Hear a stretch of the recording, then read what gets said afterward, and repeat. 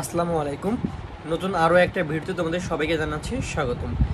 আমরা আমাদের ইউটিউব চ্যানেলে প্রতিনিয়ত নার্সিং ভর্তি পরীক্ষা বিষয়ক এবং নার্সিং বিষয়ক বিভিন্ন ভিডিও আপলোড করে থাকি। তোমরা যারা নার্সিং পেশায় আসতে আগ্রহী এবং নার্সিং সম্পর্কে জানতে আগ্রহী তারা অবশ্যই আমাদের চ্যানেলটিকে সাবস্ক্রাইব করে রাখবে, কারণ আমরা প্রতিনিয়ত আমাদের এই ইউটিউব চ্যানেলে নার্সিং বিষয়ক এবং নার্সিং ভর্তি পরীক্ষা বিষয়ক বিভিন্ন তথ্য তোমাদের মাঝে শেয়ার করে থাকি। তারই ধারাবাহিকতায় আজকে আমরা আলোচনা করব নার্সিং ভর্তি পরীক্ষার একটা গুরুত্বপূর্ণ টপিক নিয়ে। সেটা হচ্ছে কাদের জন্য বিএসসি, কাদের জন্য ডিপ্লোমা, কাদের জন্য মিডওয়াইফারি। একজন পরীক্ষার্থী হিসেবে তোমার কোন কোর্সটি সিলেক্ট করা উচিত হবে বা কোন কোর্সটি তুমি সিলেক্ট করলে তোমার জন্য একটা সরকারি নার্সিং কলেজে চান্স পাওয়া সহজ হবে, এইটা সম্পর্কে আজকে আমি ডিটেলসে তোমাদেরকে বুঝিয়ে বলবো। তো চলো দেরি না করে শুরু করা যাক। এবং তোমরা যারা 2026 সালে নার্সিং ভর্তি পরীক্ষা দিবে তোমাদের জন্য কিন্তু আমরা অনলাইনে একটা ফ্রি এক্সাম ব্যাচের আয়োজন করেছি। যারা আমাদের ফ্রি এক্সাম ব্যাচে যুক্ত হতে চাও তারা স্ক্রিনে দেখানো নাম্বারে আমার সঙ্গে হোয়াটসঅ্যাপে যোগাযোগ করতে পারো এবং এই নাম্বারটি আমি ডেসক্রিপশন বক্সেও কিন্তু দিয়ে দিব। তো চলো আর কথা না বেরিয়ে মেইন ভিডিওটি শুরু করা যাক।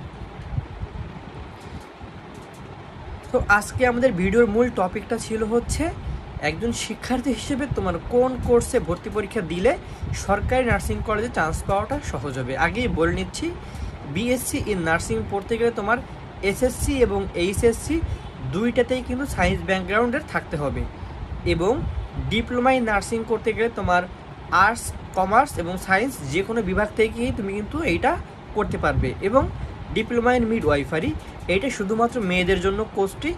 এই কোর্সে যারা পড়তে চাও তারা যে কোনো ব্যাকগ্রাউন্ড থেকে পড়তে পারবে, সেটা হোক আর্টস, সায়েন্স অথবা কমার্স। তো বুঝতে বলা যে কোন কোর্সের জন্য কোন ব্যাকগ্রাউন্ড থাকা বা কোন গ্রুপ থাকা একাডেমিতে গুরুত্বপূর্ণ ছিল। এখন কথা হচ্ছে, তোমার যদি সায়েন্স থাকে তুমি তো বিএসসি ইন নার্সিংয়ে পরীক্ষা দিতে পারবে, কিন্তু তাই বলেই তোমার সায়েন্স থাকলেই কি তোমার সেখানে দিতে হবে পরীক্ষা, এমন কোনো কথা আছে? বিষয়টা আসলে এমন না। মনে করো তুমি সায়েন্সে পড়ছো কিন্তু তোমার এসএসসি এবং এইচএসসি এর জিপিএ কম আছে এবং তুমি গ্রুপ সাবজেক্টগুলো যেমন ফিজিক্স, কেমিস্ট্রি, বায়োলজিতে অতটা ভালো না।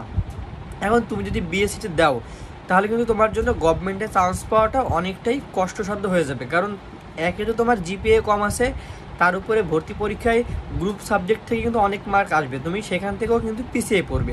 এজন্য বিএসসি করতে গেলে বা সায়েন্স ব্যাকগ্রাউন্ডের হলেই যে তোমার বিএসসি নার্সিং পরীক্ষা দিতে হবে বিষয়টা কিন্তু এমন নয়।